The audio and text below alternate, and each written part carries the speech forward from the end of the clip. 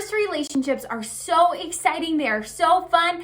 They can be a little bit stressful because you are still figuring out what works and what doesn't, and how do you interact in this relationship. So what I want to share with you are some of the most common first relationship deal breakers that I see teens so innocently, so unintentionally fall prey to because they just don't know better. So I'm going to share them with you so that you can be sure to avoid them and help your first relationship be as wonderful as it possibly can. First relationship deal breaker number 1 that you've got to remember: you don't own them.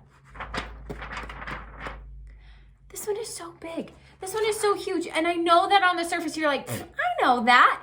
But do we behave that way? Do we get upset when we don't know where they are? They haven't texted us in so long. And, you know, we ask, where have you been and who you've been talking to? And like all the jealousy things, this one kind of falls into when we're feeling jealous or envious or insecure. That's when you start to want to own them and just know. And if they're not hanging out with you, then you're offended and upset. So I just want to remind you, you don't own them. I have other deal breakers that are going to play into this one, but I just want to emphasize, you got to be your own person. They got to be their own person. And your time together should be sweet and wonderful. And your time apart should just make your heart grow fonder of them, because you don't own them and you don't need to know everything that they're doing and all the little bits of their schedule. You can just chill out a little bit more. Okay, deal breaker number 2. You've got to have other friends. If you don't have other friends, you are going to end up in trouble. And this is my unpopular opinion, but you need friends that you do not share. Now, through relationships, you're going to meet some really amazing people. That's part of the fun and the wonderfulness of having first relationships in high school and college, is you expand who you're hanging out with. I think that's great. Keep those friends, but I also want you to double check with yourself. Do I have friends that are not connected to this significant other of mine? Were they my friend before, and do we not really cross those paths and now they're their friend? Because when inevitably you guys break up, part ways, or just have, ups and downs in your relationship, you're gonna need people to go to that have your back, right? And our shared friends aren't gonna be the people to go to because they might be picking sides, they might feel conflicted, right? We wanna just have our go-to, besties that we can just always go to and know that they're always got our back. So we need separate friends. This is also another great way to be your own person and just have your group of friends, their group of friends, friends that you have together, but you definitely have friends outside of this relationship. Okay, this is a deal breaker if you can't do this, and that is you've got to be your own person. Too often, what I find happens to teens when they're dating either too young or too seriously too young, both things that I highly caution against, is that you start to lose part of who you are, and your personality starts to blend with their personality. Now, on its surface, this is really how relationships work, but they shouldn't work this way when you're a teen.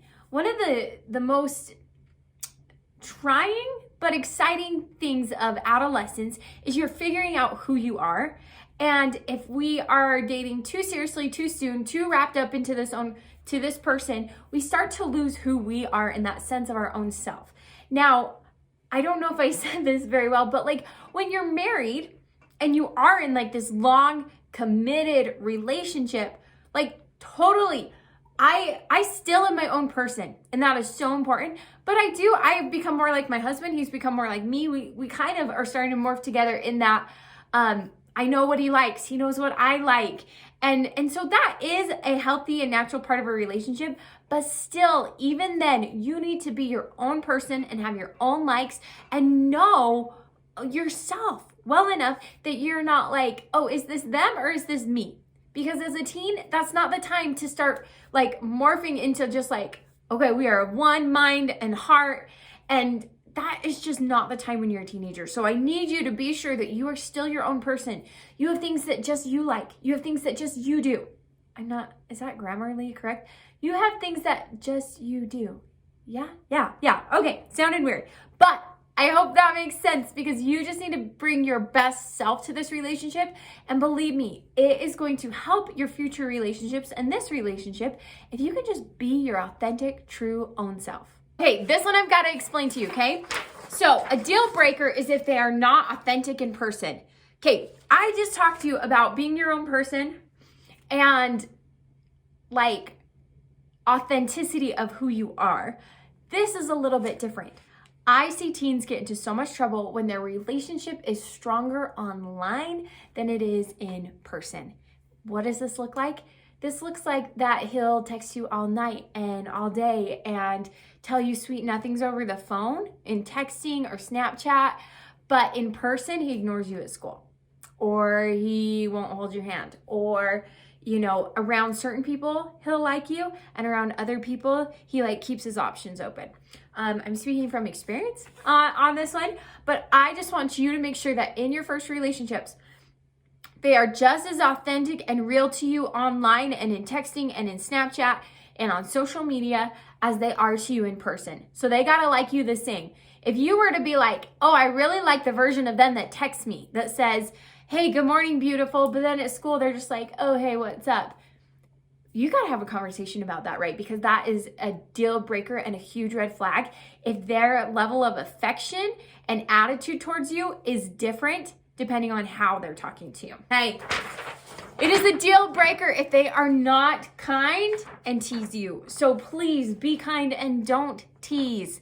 I talk about this a lot in my videos. I grew up in a family that teased each other. I put up with a lot of teasing in high school, and teasing is incredibly close to torment, and the line is paper thin. And so I just advise all teens, let's not get close to the line. Let's not make the mistake of teasing somebody and having it hurt their feelings, because we don't get to choose when it hurts their feelings, okay? And I just want you to keep your first relationship really authentic and sweet, right? That's honestly, as a teen, your goal should not be heavy and committed. Your goal should just be sweet and fun and just precious. Precious is the word that comes to mind. Just fun and authentic and light, okay? And so do that in the way that you treat each other, but also do that in your overall view of your relationship. So keep this as a really sweet, I don't tease them, I just am kind and loving, so that no matter what happens, you can always look back and say, oh my goodness, we totally didn't end up together, or man, look how far we've come, whatever it is. But you can say I still like them as a person. I can like them as a person no matter what happens because of the way that we've treated each other. So please don't fall into the trap of teasing, kind of meanness, banter, playing, because it never is as easy to navigate as just being kind and authentic. Okay, babe, those are my tips for you on navigating your first relationships and some deal breakers that you want to be sure that you are looking for and that you avoid doing yourself. So on these, I gave you the opposite of what you should be doing. So please, please, please test those out. Leave me a comment down below if you've got a question. And please subscribe if you are a teenager looking to master this world of young adulthood and beyond. I talk about self-esteem, confidence, dating, all the things on my channel, Abby Winslow. So please subscribe. And then come on and visit me at TikTok and Instagram, where I share daily inspiration and tips for teenagers. So can't thank you enough for watching. Good luck in some of your first relationships, and I cannot wait to see you in my next video. Abby J out.